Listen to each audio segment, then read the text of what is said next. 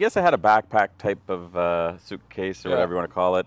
You know, probably a carry-on, at least one or two or whatever it was. Showed up on a scooter. And I was like, are you kidding me? 50cc scooter, not even small one. If I remember correctly, I had the big backpack on. Yeah, I was on the back seat. You had like, I don't know, maybe a computer bag straddled between your legs.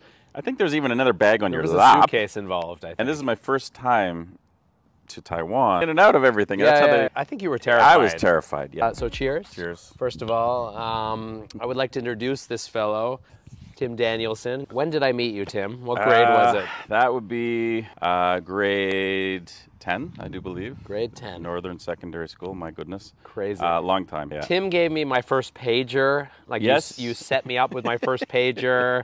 Yeah. You set me up with my first Nokia giant flip phone. Oh, no, Motorola. Oh, sorry, Motorola. Yeah, thank you, not Nokia. Nokia Motorola. was later, yeah. You set me up with my first job at a supermarket. Yeah, we worked together, that's true. We worked at a supermarket called Dominion, that is no more. It's called Metro now, I think. Yes. I was a courtesy clerk, which is someone who pushes carts and helps people to their car. Yeah, helps the old ladies, groceries. The old men to their car with the groceries, and so he's done a lot. Well, we did all kinds of crazy stuff. We won't get into everything, obviously. We'd be here all day. But hockey was good. I mean, we played, let's say, friendly hockey. Friendly hockey. I know he'll jump to a story probably with that one, but anyway. Oh, you mean how you kicked me with a hockey skate one time? No, I don't remember that. But I'm glad you don't remember. We were in high school. We did a lot of fun stuff, little crazy stuff. So Tim is someone I've known since we were about 15 years old. One of my oldest friends, and it's cool that I can go to Vancouver and visit my close friend Mark, and then come to Ontario and visit my close friend Tim, and have a totally different experience in this beautiful place. Well, you know what? I'm glad you came up here because you know, we could have met in the city, and it's nice to come away and see something different. You've lived in different parts of Canada, correct? Correct. Yes. Yeah. You've lived the east, the west. Yep, and then sort of the middle, but yeah, Ontario. So you lived in Vancouver, right? When I was young, and you lived in Halifax. Halifax, okay, yes. And then Ontario. And then Ontario for most of my life now at this point. Yeah. But it's cool because Canada's such a big country that you've had the opportunity to experience more than just one province. Yes, and with work too, we've been able to travel right across the country, which has been amazing. And I'm really grateful for today, this moment, because it was very cold and cloudy and rainy, and then suddenly the sun comes out and you feel the spring. Spring is in the air. We still have snow in the mountains, but yesterday, last night, I think it was -14 with the wind. It got very cold. Welcome to Canada. And today, basically a t-shirt, if you're in the sun, that is. So we're sitting in your backyard. We've got the slopes of Blue Mountain behind us. Yes. Obviously, it's more white in the winter time, right? Very much so. Very nice, yeah. Yeah. In the winter, there's lots of fun, lots of activities. Can we call it luxury cottaging? Luxury cottaging, yeah, I think that works. Yeah. I mean, some cottages have lakes and some have giant ski slopes. Nothing like Vancouver, but for Ontario, it's good. Biggest ski resort operations, at least. I mean, and there's a beautiful village that I'm going to take you to where we're going to have some poutine. Yes. We're going to sample some delicious chocolates.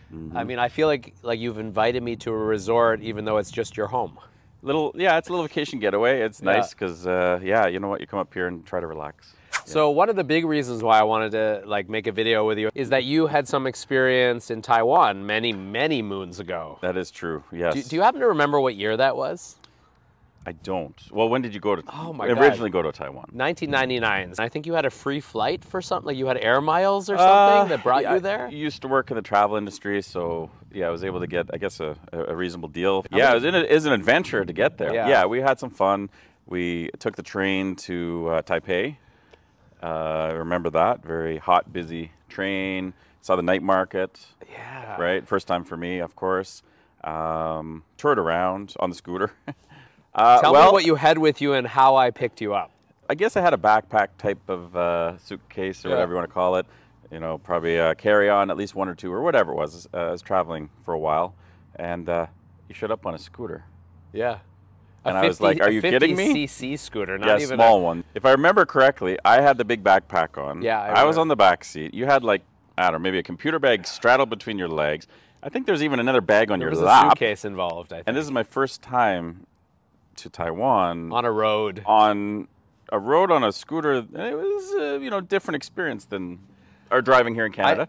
I think you were terrified. I was terrified, yes. You know, because of the weight. Oh, the weight, and yeah, everything. alone, yeah. But we made it and back. you're weaving in and out of everything. That's how they, and we made it back to the apartment and put our stuff down. And the first thing you did was turn on the air conditioning because it was... Oh, yeah, it's hot and humid. Yeah, I wasn't cut out or ready for it, but it was hot and humid. And I love the AC. And I was being a jerk. I was like, don't use the AC too much. I was trying to save money. As soon as you would go to work in the morning, you would just leave it on. I would turn that air conditioning on.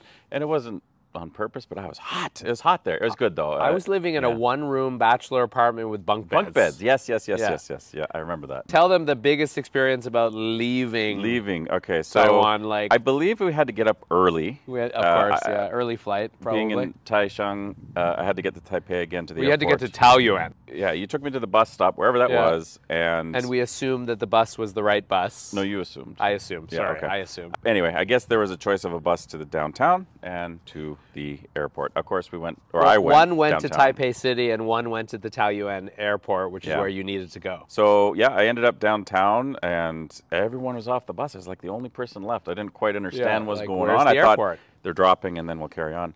But, yeah, to my surprise, the driver's kind of like, you know, let's go, get off sort of thing, right? And I'm like, I tried to explain the airport. Of course, I didn't speak the language. But anyway, got by, flagged down a taxi because that was your only option at that point in time.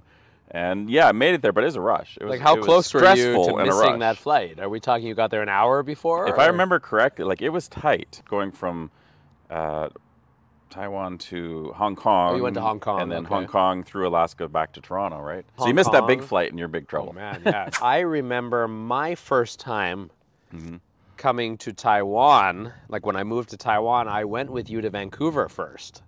Okay, yeah. Well, I remember going to Vancouver with I have a picture of you and I, which I'm going to put in this video, in our rollerblades. Oh, I remember. In tank tops. Yes.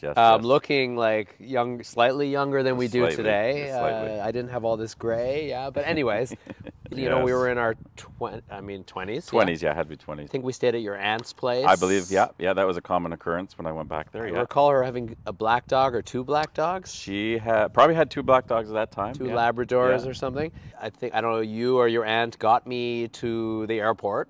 Yeah.